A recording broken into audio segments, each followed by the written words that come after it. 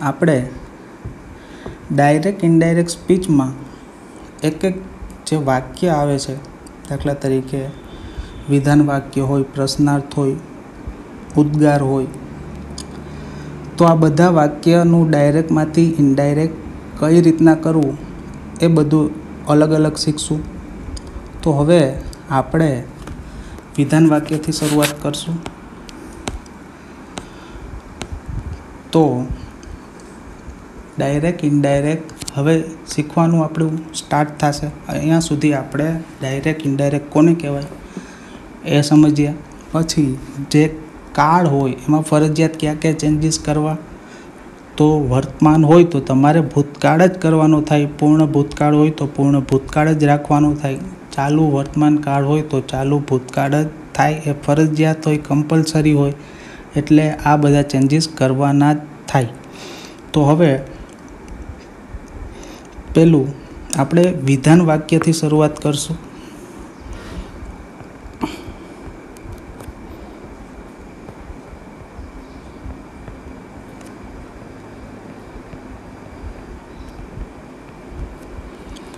તો વિધાન વાક્ય કોને કહેવાય? તો વાક્યમાં તમે જોશો તો વાક્યની છેલ્લે ફૂલ સ્ટોપ હોય એને આપણે શું કહેશું? વિધાન વાક્ય. તો હવે વિધાન વાક્યની અંદર હકાર અને નકાર બંને પ્રકારના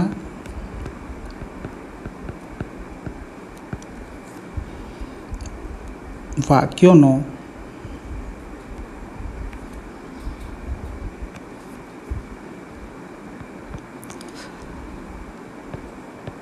સમાવેશ થાય. તો હવે વિધાન વાક્ય હોય તો એ બે પ્રકારનું હોઈ શકે. કાં તો વિધાન વાક્ય છે એ હકાર હોઈ શકે અને વાક્ય છે એ નકાર હોઈ શકે. પછી જ્યારે વિધાન વાક્ય હોય ત્યારે વાક્યની શરૂઆત ક્યાંથી થાય? તો કર્તાથી.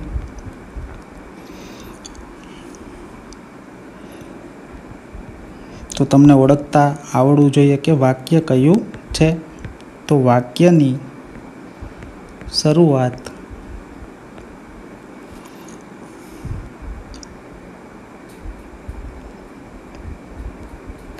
કર્તા, એટલે આપણે એને ઇંગ્લિશમાં કહેશું સબ્જેક્ટ થી થાય. તો કર્તા રામ, શ્યામ, હી, સી, આઈ ગમે તે હોઈ શકે. વાક્યની શરૂઆત ક્યાંથી થાય? કર્તાથી થાય. રામ ક્રિકેટ રમે છે, તો રામ પ્લેઝ ક્રિકેટ. તો વાક્યમાં કર્તા કોણ છે? રામ. તો વાક્યની શરૂઆત ક્યાંથી થતી હોય? કર્તાથી. અને ત્રીજી હિન્ટ આપણે યાદ રાખીએ. આ તો એકદમ સહેલું જ છે, બધાને ખબર પડી જાય વિધાન વાક્ય કોને કહેવાય. તો વાક્યના અંતે શું હશે?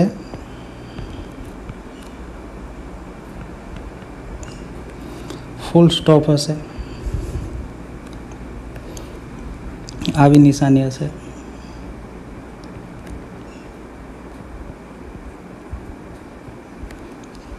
તો વિધાન વાક્ય જ્યાં પૂરું થશે ત્યાં વાક્યની અંતે શેની નિશાની હશે? ફૂલ સ્ટોપની.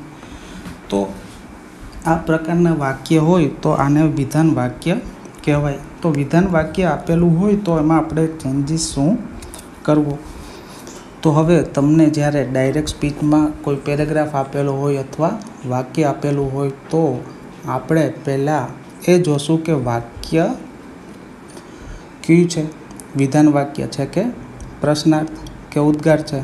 જો વિધાન વાક્ય આપેલું હોય એને જો તમે ઓળખી જાઓ તો હવે જે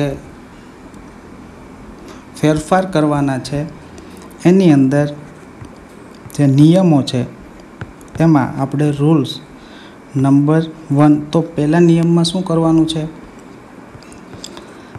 રિપોર્ટિંગ વર્બ તરીકે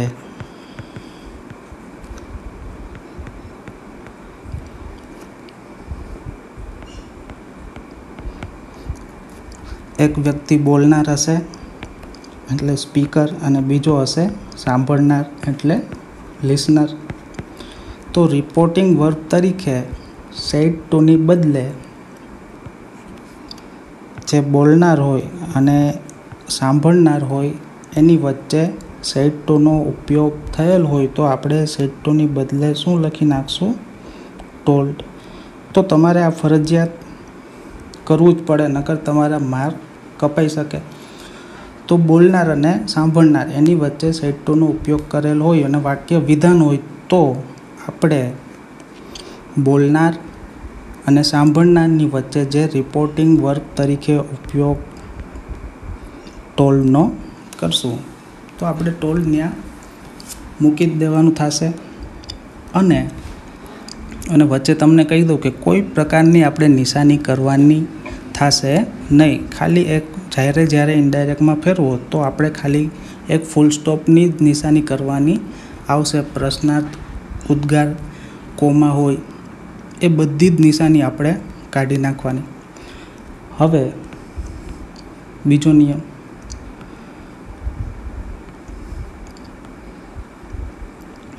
તો હવે સંયોજક એટલે એને કહેવાય કંજક્શન. સંયોજક તરીકે શેનો ઉપયોગ કરવો?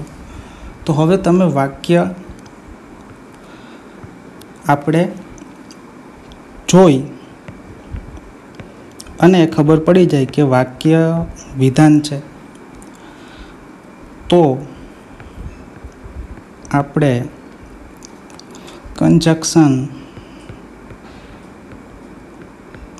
જો જંકશન રેલવે ગાડી જ્યાં ઊભી રહેતી હોય અથવા ભેગી થતી હોય, એક ગામથી બીજા ગામને જોડતા હોય અથવા એક શહેરથી બીજા શહેરને જોડતા જે રેલવે સ્ટેશન હોય એને શું કહેવાય? જંકશન કહેવાય. એવી રીતે ઇંગ્લિશની અંદર બે વાક્યોને જો જોડવા હોય તો આપણે શેનો ઉપયોગ કરી? સંયોજકનો. તો જો ઇંગ્લિશમાં યાદ ના રહેતું હોય તો એને આપણે કહેશું સંયોજક.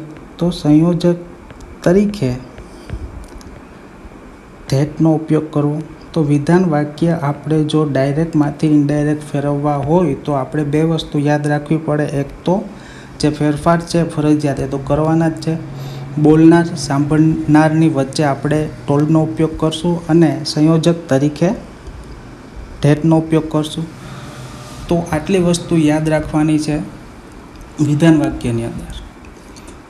તો કોઈ પણ પેરેગ્રાફ હોય, જો તમને ખબર પડે કે વાક્ય વિધાન છે, ફૂલ સ્ટોપ છે અથવા વાક્યની શરૂઆત શેનાથી થઈ છે?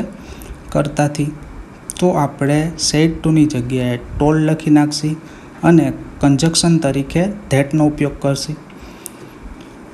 તો હવે થોડાક એક્ઝામ્પલ જોઈ લઈએ આપણે, તો કઈ રીતના આપણે ફેરફાર કરવો. અને પછી તમે જાતે તમારી પાસે ગ્રામરની બુક હોય એમાં ઘણી બધી એક્સરસાઇઝ આપેલી હોય તો તમે જાતે એક્સરસાઇઝનું સોલ્યુશન કરી શકશો.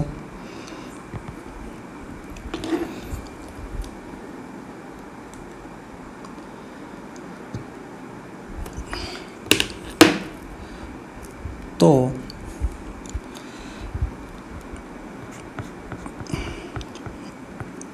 એક્ઝામ્પલ્સ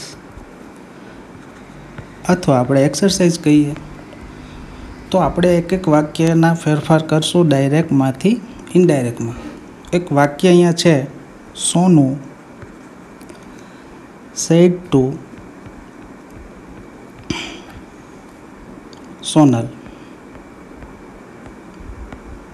હા, બોલનાર છે સોનું છે, સાંભળનાર છે સોનલ છે. આઈ ગો ટુ, વાક્ય છે ડાયરેક્ટમાં આપેલ છે, આઈ ગો ટુ માર્કેટ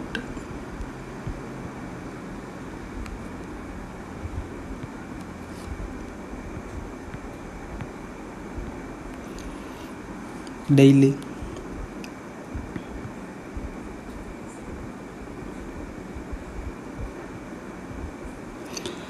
હવે આ એક વાક્ય આપેલ છે આપણને, અહીંયા બોલનાર છે સોનું. તો હવે જ્યારે આપણે આનો જવાબ લખતા હોઈએ ત્યારે આપણે વાક્યમાં પહેલાં તો વાક્ય કયા પ્રકારનું છે એ આપણે જોવું પડે, પણ આપણે શરૂઆત જ વિધાન વાક્યથી કરેલ છે, તો આપણે બધા વાક્ય લખશું એ વિધાન જ હશે. તો હવે તમને એટલી ખબર પડી જાય કે આપેલ વાક્ય વિધાન હશે તો આપણે ડાયરેક્ટ તમારા માઇન્ડમાં બે નિયમ આવવા જોઈએ કે રિપોર્ટિંગ વર્બ તરીકે કોનો ઉપયોગ કરવો અને કન્જક્શન તરીકે કોનો ઉપયોગ કરવો. તો અહીંયા સાઈડ ટુ આપેલ છે. તો હવે જ્યારે આપણે આનો આન્સર લખશું તો સોનું સાઈડ ટુ છે એનું આપણે કરી નાખશું ટોલ્ડ. સોનલ. હવે બોલનાર સાંભળનાર જે સ્પીકર છે એ સોનું છે અને લિસનર છે એ સોનલ છે. તો આપણે રિપોર્ટિંગ વર્બનો ઉપયોગ અહીંયા કરી લીધો છે. તો હવે કન્જક્શન તરીકે તો નિયમ નંબર 2 મુજબ કન્જક્શન તરીકે આપણે શેનો ઉપયોગ થાય? વિધાન વાક્ય હોય એટલે ફરજિયાત આપણે ઠેઠ મૂકવું પડે. હવે જે ઇમ્પોર્ટન્ટ વાત છે, હવેનું જે રિપોર્ટિંગ સ્પીચ છે, વાક્ય છે, એને ફેરવવું જે મોસ્ટ ઇમ્પોર્ટન્ટ કામ છે. તો હવે પહેલાં આપણે ઓળખી લેશું કાર્ડ. તો અહીંયા ક્રિયાપદનું ગો V1નું રૂપ આપેલું છે.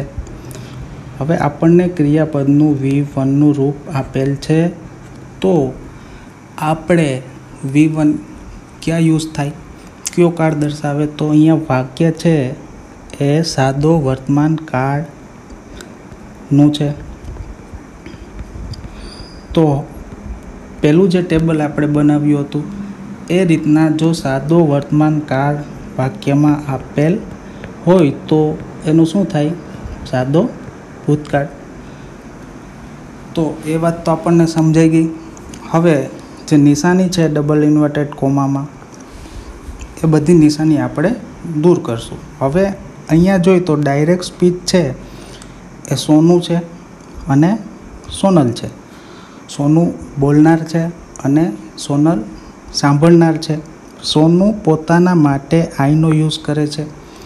સોનું સોનલને કહે છે, બંને સામસામે જ છે. I go to market daily. તો હું દરરોજ માર્કેટે જાઉં છું. સોનું એમ કહે છે હું, એટલે મારી વાત કરે છે. હવે સોનું છે નહીં. હવે જો તમે એમ વિચારો કે સોનુની જગ્યાએ તમે છો, તો હવે આપણે વાક્ય આ રીતે બોલશું. સોનું સોનલને એમ કહેતો હતો કે, હવે હું એમ કહીશ કે હું દરરોજ માર્કેટે જાઉં છું. તો હવે હુંનો ઉપયોગ કરું. જો હું આઈ અહીંયા લખીશ તો આઈ કોના માટે યુઝ થાય? આપણા માટે. તો ત્યાં તમારી વાત થઈ જશે. આપણે આપણી વાત કરવાની નથી. આપણે કોની વાત કરવાની છે? સોનુની. તો સોનું આપણે વિચારી લઈએ કે છોકરો હોય તો આપણે સોનું માટે જો નામનો ઉપયોગ ન કરવો હોય તો આપણે સોનું માટે શેનો ઉપયોગ કરશું? હી. ફરીથી આપણે વાક્ય લખશું. સોનું ટોલ્ડ સોનલ ધેટ. હવે આઈ છે તો આપણને ખબર પડી ગઈ કે આઈની જગ્યાએ શું આવશે? હી. હવે વાક્ય સાદા વર્તમાન કાળમાં છે તો આપણે એને ફેરવી નાખશું સાદા ભૂતકાળમાં. તો સાદા ભૂતકાળમાં ફેરવવા માટે ક્રિયાપદનું જે રૂપ છે V1નું ગોનું શું થઈ જાય છે? વેન્ટ. ગોનું ભૂતકાળ શું થશે? Vent. I went to market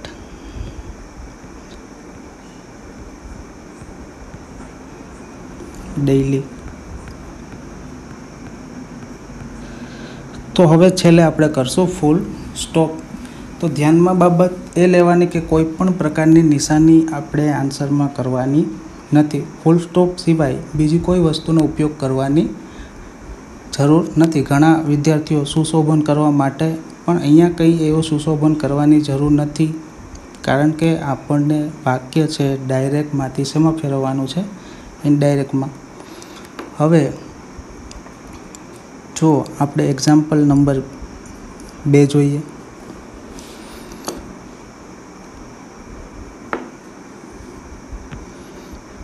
તો બીજા વાક્યમાં આપણે લખશું Meera said to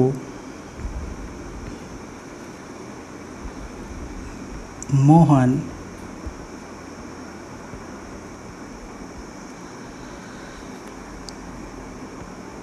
I do not give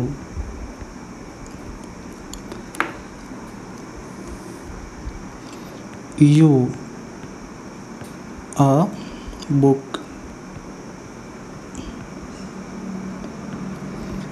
તો અહીંયા મીરા અને મોહન વચ્ચેની વાત છે. મીરા એ બોલનાર છે, સ્પીકર છે, અને જે મોહન છે સાંભળનાર છે. તો બંને વચ્ચેની વાતમાં અહીંયા મીરા એમ કહે છે કે I do not give you a book, કે હું તને બુક આપીશ નહીં. તો હવે નિયમ પ્રમાણે વાક્ય આપણને ખબર પડી ગયું કે વિધાન જ છે. તો રિપોર્ટિંગ વર્બ તરીકે આપણે ફરજિયાત મીરા પછી લખી નાખશું ટોલ્ડ મોહન. વિધાન વાક્ય છે એટલે સંયોજક તરીકે આપણે શેનો ઉપયોગ કરશું? ધેટ. હવે અહીંયા આઈનો ઉપયોગ થયેલ છે. તો આઈ મીરા બોલે છે, મીરા પોતાના માટે આઈનો ઉપયોગ કરે. હવે તમે વિચારો કે હવે મીરા એ વાક્ય બોલતી નથી. વાક્ય આપણે બોલીએ છીએ, હું બોલું છું અથવા તમે બોલો છો. તો તમે જો બોલતા હોય તો મીરા માટે તમે આઈનો ઉપયોગ કરી શકો નહીં. મીરા માટે મીરા ગર્લ્સ જ હશે, છોકરી જ હશે. એટલે મીરા માટે જો તમે બોલતા હોય અથવા હું બોલતો હોય તો પણ હું બોલું કે તમે બોલો, મીરા છે એ ગર્લ છે, છોકરી છે, એટલે એના માટે આપણે શેનો ઉપયોગ કરશું? સીનો. હવે બીજું એ જોવાનું કે કાર્ડ જોઈ લેવાનું. ડુ નોટનો ઉપયોગ છે તો ડુનો ઉપયોગ નોટ સાથે થયેલ છે એટલે કાર્ડ હશે સાદો વર્તમાન કાળ. તો સાદો વર્તમાન હોય તો આપણે એને ફેરવી નાખશું સાદો ભૂતકાળમાં. તો હવે સી પછી ડુની જગ્યાએ એનું વીટોનું રૂપ ડીડ થશે. I did not. હવે પછી અહીંયા ગીવનું ગેવ કરાય નહીં, કારણ કે ખોટું થઈ જાય. કારણ કે ડીડ આપણે કરી નાખેલ છે એટલે ગીવનું શું રહેશે? ગીવ જ રહેશે. કારણ કે સાદો વર્તમાન કાળ છે એને સાદા ભૂતકાળમાં ફેરવી દીધો છે. ડુનો આપણે ચેન્જ કરી અને કરી નાખ્યું છે. ડીડ ભૂતકાળ થઈ ગયો જ છે. જો ગેવ કરશો તો ગ્રામેટિકલી ખોટું થઈ જશે એટલે ગેવ થશે નહીં. જો વાક્ય હકાર હોત તો ત્યાં ગીવનું ગેવ થાત, પણ વાક્ય નકાર છે એટલે ત્યાં થશે નહીં. I did not give. હવે જો અહીંયા યુનો ઉપયોગ થયેલ છે. યુ કોના માટે ઉપયોગ થયેલ છે? તો મોહન માટે. કારણ કે મોહન હશે મીરાની સામે જશે એટલે એના માટે યુનો ઉપયોગ કરશે, પણ આપણી સામે મોહન હશે નહીં. તો આપણે શું ઉપયોગ કરશું? Meera said to Mohan. તો મીરાએ કીધું મોહનને.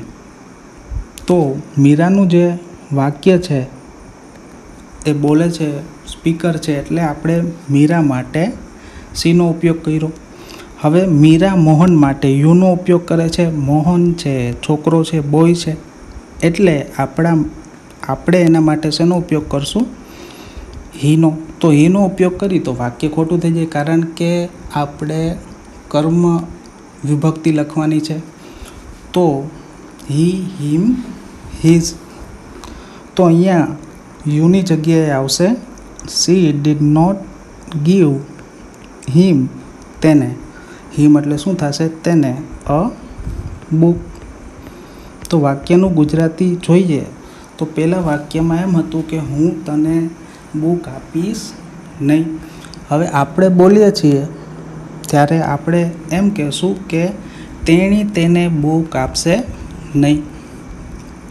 હવે એ જ રીતના આપણે હજી એક એક્ઝામ્પલ જોઈએ તો આપણે 5 એક્ઝામ્પલ સોલ્વ કરશું અને બીજું હું તમને 5 એક્ઝામ્પલ લેસનમાં આપીશ અને તમારે હોમવર્કમાં સોલ્યુશન એનું કરવાનું રહેશે અને એના આન્સર પણ આપણે નેક્સ્ટ વિડીયોમાં બતાડી દઈશું, કહેશું.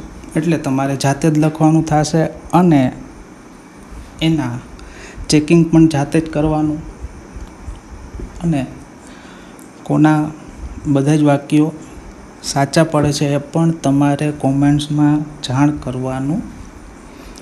તો હવે ત્રીજું વાક્ય જોઈએ. તો પહેલું કામ આપણે એ કરવાનું કે વાક્ય કયું છે, વિધાન વાક્ય છે કે પ્રશ્નાર્થ. પ્રશ્નાર્થનું આગળ શીખવાનું છે. રાજ said to Riya.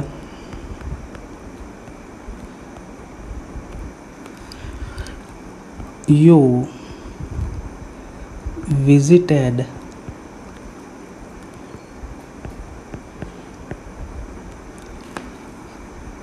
that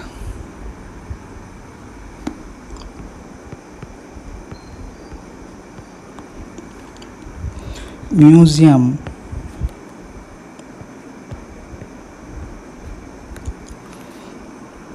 last month.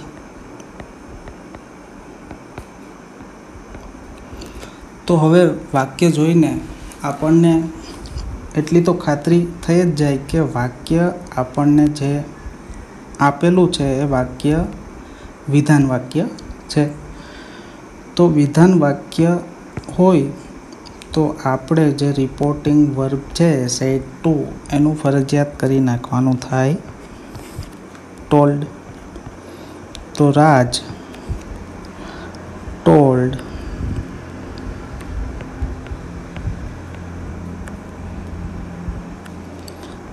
Riya. પછી સંયોજક તરીકે કંજક્શન તરીકે આપણે યુઝ કરશું ધેટ. હવે કાળ જોશું. અહીંયા વિઝિટેડ V2નું રૂપ છે. તો V2નો ઉપયોગ ક્યાં થાય? તો સાદો ભૂતકાળ. તો સાદો ભૂતકાળ જો વાક્યમાં આપેલ હોય તો આપણે કરવો પડે એનો પૂર્ણ ભૂતકાળ. તો પૂર્ણ ભૂતકાળમાં ચેન્જીસ કરવો હોય તો તમને પૂર્ણ ભૂતકાળની પેટર્ન આવડવી જોઈએ. તો પૂર્ણ ભૂતકાળની પેટર્ન કઈ રીતના થશે? તો હેડ પ્લસ V3 આવશે. આ યાદ રાખવાનું થાય. પૂર્ણકાળ હોય, કોઈ પણ પૂર્ણકાળ હોય, ભૂતકાળ છે એટલે હેડ આવશે. જો વર્તમાન હોય તો હેવ આવત અથવા હેઝ આવત. તો હવે જોવાનું થાય કે કંજક્શન આપણે મૂકી દીધું છે. તો અહીંયા રાજ બોલનાર છે, રિયા છે સાંભળનાર છે, લિસનર છે. વાક્ય રાજ બોલે છે એટલે યુ, અહીંયા યુનો યુઝ થયો છે એટલે યુ કોના માટે યુઝ થયો હોય? તો રિયા માટે. તો રાજ રિયા માટે યુનો ઉપયોગ કરશે, એની સામે જશે. જો આ વાક્ય આપણે બોલશું તો આપણે રિયા માટે સીનો ઉપયોગ કરશું. તો હવે એટલું તમને ખબર પડી જાય. તો સી પછી ડાયરેક્ટ ક્રિયાપદનું ઈડીવાળું રૂપ છે. તો ઈડીવાળું રૂપ છે એટલે ભૂતકાળ છે એટલે આપણે એનો પૂર્ણ ભૂતકાળ કરવો હોય તો ફરજિયાત આપણે શેનો ઉપયોગ કરશું? હેડ. તો સી હેડ પછી V3 આવશે તો વિઝિટેડનું V3 એ જ રહેશે, વિઝિટેડ.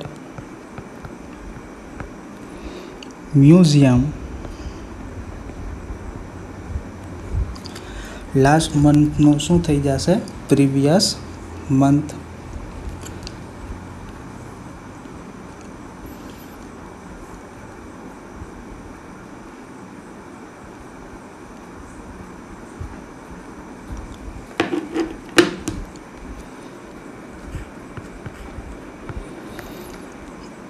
તો આપણે લખી નાખશું ધ પ્રીવિયસ મંથ. તો ડાયરેક્ટ ઇનડાયરેક્ટ જે વિધાન વાક્યનું છે એકદમ સરળ જ છે. તો તમારે કાર્ડની પ્રેક્ટિસ ફરજિયાત કરવાની જ થાય, તો તમે એના ચેન્જીસ કરી શકશો. તો આટલી એક્સરસાઇઝમાં જો તમને સમજાઈ ગયું હોય તો તમને હોમવર્કમાં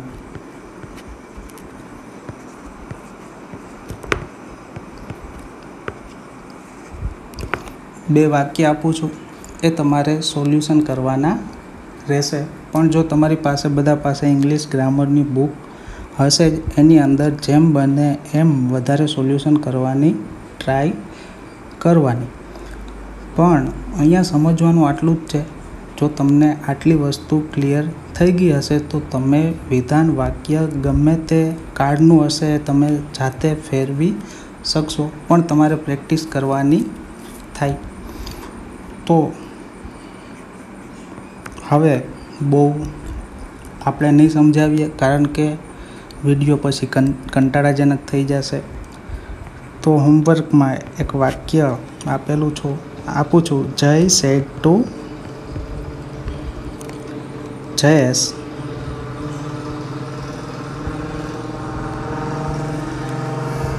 he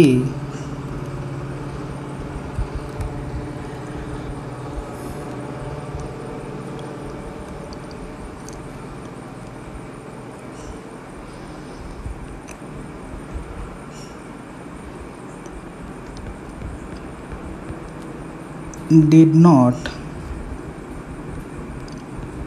help me.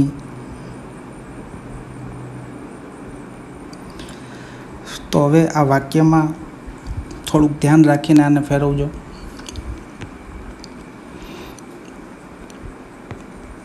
પછીનું વાક્ય, ટીચર told students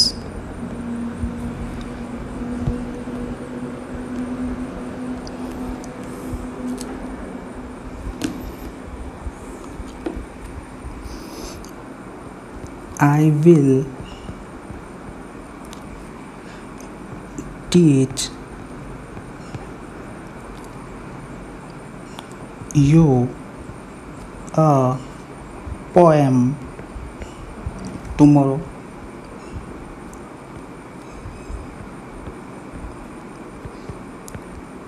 તો ટીચર એમ કહે છે કે હું તમને આવતીકાલે એક કવિતા શીખવાડીશ.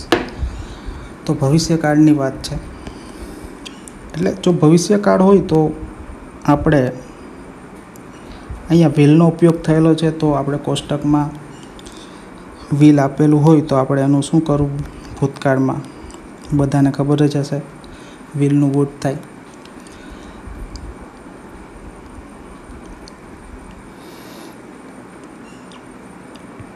Example number 6, Lakshman said to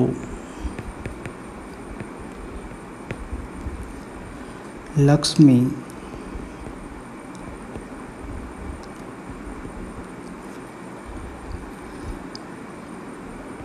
my parents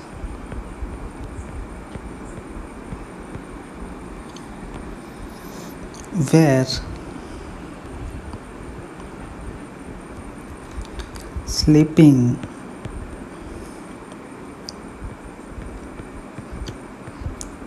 ધ્યાન આપજો વાક્યમાં કયો કાળ છે, વેર છે અને આઈએનજી વાળું રૂપ છે એટલે ચાલુ ભૂતકાળ છે. My parents were sleeping last evening.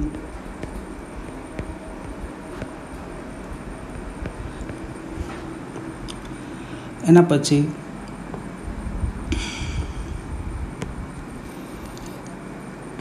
Example number 7. Daksh said to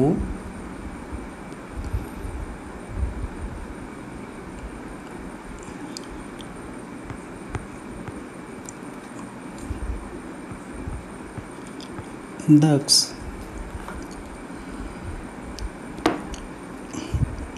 said to Daksha.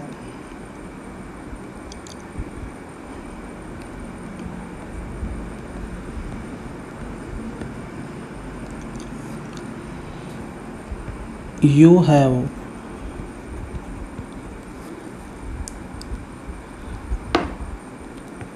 already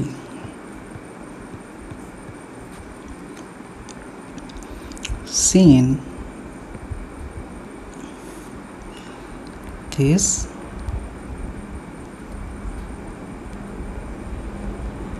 pictures.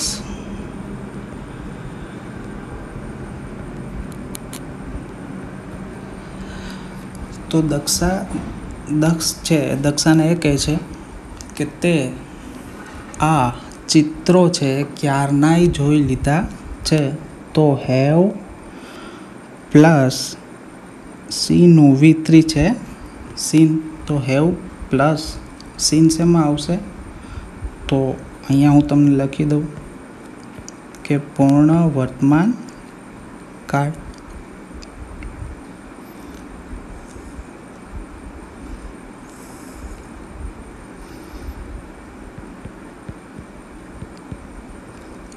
તો પૂર્ણ વર્તમાન કાળ વાક્યમાં છે તો એનો થઈ જશે પૂર્ણ ભૂતકાળ.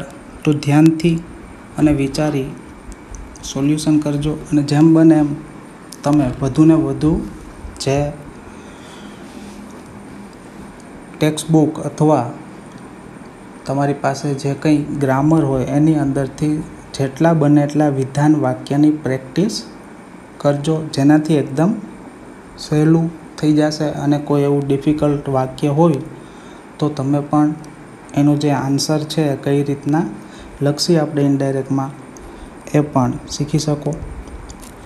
So thank you. અને આપણે પ્રશ્નાર્થ વાક્ય છે નેક્સ્ટ વિડીયોમાં આપણે એની વિશે માહિતી મેળવશું અને પછી એ ભણશું. Thank you. કન્યા શિક્ષણ અને લેઉવા પટેલ ગર્લ્સ હોસ્ટેલની ઉત્તમ સુવિધા સાથેનું એકમાત્ર સંસ્કાર ધામ શિક્ષા એજ્યુકેશન ઝોન. ઓમ સરસ્વતયે નમઃ. શિક્ષા એજ્યુકેશન ઝોન. કન્યા શિક્ષણનું શ્રેષ્ઠ માધ્યમ શિક્ષા એજ્યુકેશન ઝોન કાલાવાડ. સંસ્કારની સુવાસથી મહેકે શિક્ષણ ધામ અમારું. શિક્ષણ ધામ અમારું. હસતા રમતા ભણીએ ગણીએ લાગે અમને પ્યારું. લાગે અમને પ્યારું. ગમ્મત સાથે જ્ઞાન મળે જ ગુરુજનોનો દુલાર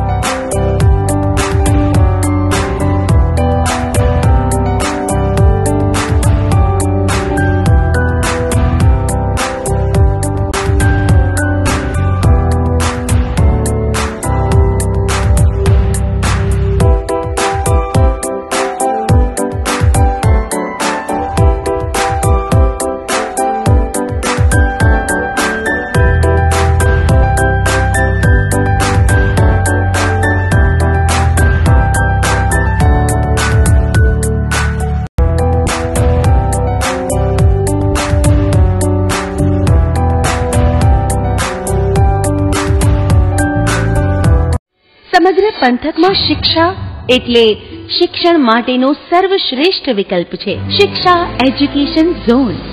આજે જ સંપર્ક કરો. કાલાવાડ જામનગર હાઈવે, પિયાવા હનુમાન મંદિર પાસે, નાના બાદન પરના પાટિયા સામે, કાલાવડ.